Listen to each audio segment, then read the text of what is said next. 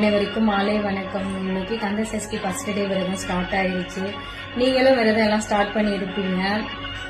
உங்களை ஒருத்தி நானும் ஸ்டார்ட் பண்ணியிருக்கேன். ரொம்ப ஹார்டான விரதம் கிடையாது.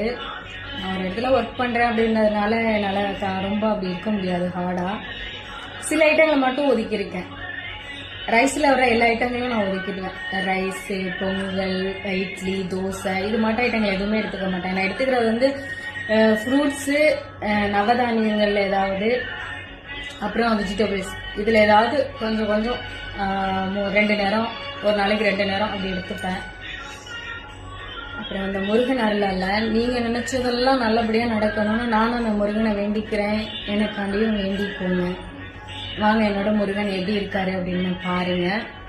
கிராண்டெல்லாம் செலிப்ரேஷன் இல்லை. காலையில் ஜஸ்ட் ஒரு பாலாபிஷேகம் பண்ணிட்டு ஒரு டேட்ஸு கொட்டக்கலை வச்சு பூஜை பண்ணேன். இப்போ ஒரு பால் பழம் வச்சு பூஜை பண்ணியிருக்கேன்.